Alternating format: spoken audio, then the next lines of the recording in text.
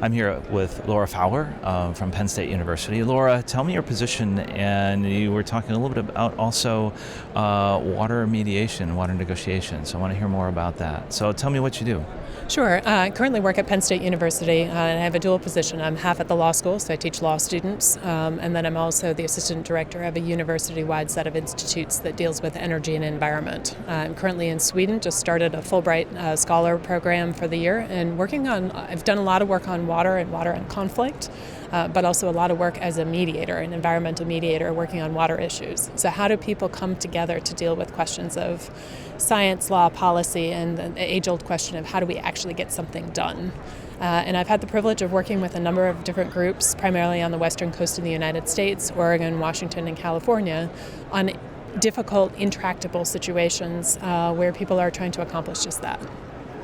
So, intractable situations. So it seems like over the years, water has been chugging along as far as moving up on the agenda, making the top 5 in the World Economic Forum's Global Risk Report, these other issues. So are you seeing that people are coming together to solve some of these big challenges? Yes. And I think that's one of the challenges that we were talking about is how do you share those success stories? So when I say intractable questions like who gets to store and use groundwater in the greater Los Angeles area? A lot of people, a lot of issues, but who do you even bring to the table to have a conversation about that? Or how do you fix flooding in a river basin in Washington State, where they have a 100-year history of pretty bad flooding, much, much worse over the last couple of decades. Part of it is driven sometimes, as people have talked about at this conference, by catastrophe. Something bad happens and people realize they actually need to deal with it. Sometimes it's driven by local leaders who say, wait a second, there's a different way to do this. How do we actually come together to start to find solutions? And in a lot of the places where I've had the privilege to work with people, there's a bottom-up pressure and a top-down set of support saying, yeah, work together to actually find those solutions. Here's money, for example, to help bring people together, to facilitate those kind of conversations. But it takes that kind of joint effort, and it takes a willingness to say, wait a second, we think there's a way through this, but we don't know how to do it, and we're going to work on this together. So there was a session yesterday, the Water Resources Group had some interesting outcomes, some usual outcomes. So, really talking about getting ahead of these crises and starting to bring people together. What are some of the big challenges, some of the big impediments to, in a sense, collective action? I think one impediment actually is we're collectively willing to spend a lot of money on projects, and I think there's also a need for funding for process. And it's not, hey, here's 1 year and this is going to be done very quickly, but it's what's a dedicated funding source for several years or even decades to help bring people together. Oregon, for example, in the late 1990s was trying to forestall listing of a number of iconic salmon species under the Endangered Species Act. And the governor at the time, John Kitzhaber, basically said we could work in siloed ways, agency by agency, but we're not getting there. What if we all come together? He created a new state agency called the Oregon Watershed Enhancement Board that has now for 22 years been funding local watershed restoration work. And if you look at what has come out of that bottom-up approach to we know our watershed best, dedicated funding that has helped support the process side to deal with some of the substantive questions that are coming up.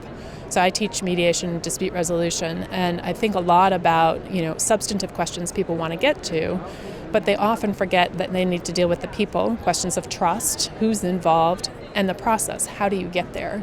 And so I spend a lot more time on those bottom two so that people can talk about the substantive issues that they want to be talking about and want to solve. But if you can't trust the person who walked into the room or the process is set up poorly, you're not going to be able to get to that substance. Right. I've been in a lot of sessions where we spend a lot of time at whiteboards and boil all down to, and it does come down to the big word trust. Sure. So when you're talking about process and you're talking about funding for processes, one, you have to train people to manage those processes, but like you said, you have to fund them. Is the funding community stepping up to that, or are they still focused on some of the metrics of either, how many X number of, whatever widgets or wells were provided?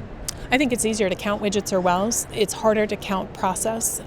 So for example, one of the river basins I worked in Washington State, I was the third out of fourth facilitator there. And they really started a dedicated facilitation process in 2007, 2008, following a catastrophic flood in 2007. And I don't know that anybody anticipated it would take 12 years. But they went from a very difficult and challenging situation and a lot of finger pointing and blame to winning an award at the national level earlier this summer from the Association of Floodplain Managers because of their ability to come together. And some of what I'm talking about in terms of success isn't radical. It's crazy notions that people can do anywhere in the world of getting out of your normal meeting places and going out and seeing the resource in question, going on tours. In the Chehalis Basin, which is the river basin I'm talking about in Washington State, there was a friendly competition about who could serve the best food for the meetings. And it went from, this is what I need for my community, to, wait a second, we're all in this together and this is what you need for your community. That took time, and I think people underestimate the time and the money it takes to bridge that amount of process to get there. And yet we're spending a lot of money and we're spending it ineffectively a lot of times. I'm also seeing another challenge, but also an opportunity, and the challenge of budgets being there's nothing, spend $50 million in a month. And so much like we're seeing precipitation come with drought, flood, we need to be rethinking both sets of systems, the funding cycle as well as the biophysical cycle. And how do we even those out to provide a little bit more stable funding source and ecological source of water so that we're not in that drought flood cycle. Oh, interesting metaphors. And so if there was one project that you wanted to mediate, globally, do you have, or in the U.S., is there one that you would really like to take on, or maybe that you're in, that you can talk about that you're in the middle of, or that you achieved? I mean, what's on your radar? Sure. I mean, one of the projects I'm currently working with quite a bit is with the Chesapeake Bay. I'm in Pennsylvania. I'm at Penn State. I have a lot of colleagues who are working with various aspects of research with that. And what's intrigued me about moving to a place like Pennsylvania 7 years ago from Washington State is it's quite a bit more rural than I expected, but it's also a really important part of the Chesapeake Bay watershed. And so the discussion for a lot of years is how do we fix the bay? And it's shifted to how do we fix the watershed so that we can affect the water quality in the bay. And what I'm really curious about, and we've been really working to figure out how to do, is how do you ensure healthy, productive, and reliable farming at a time of climate change? How do we produce good soil health, for example, for healthy food for people, productive agriculture for the farmers, and the benefit that comes from water quality? How do you stack all of those things together? And so I've been working with a whole bunch of people to help pull the pieces of having that kind of discussion within the state, looking for those win-win solutions. You know, can Pennsylvania be a way to leapfrog some of the real serious water quality questions we see playing out all over the world? Perhaps.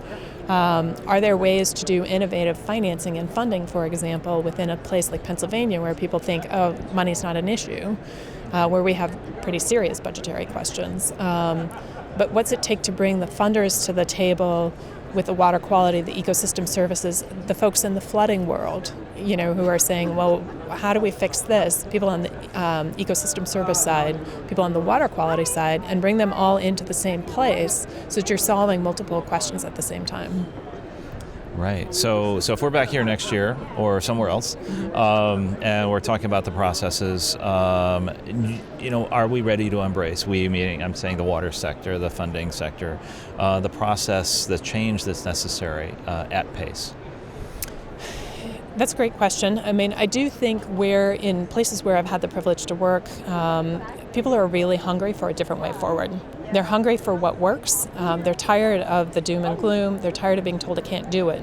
But for example, in the Chehalis Basin, you know, while the narrative was we can't do this, they couldn't do it. And as it started to shift to say, well, wait a second, we actually can find the solutions to this.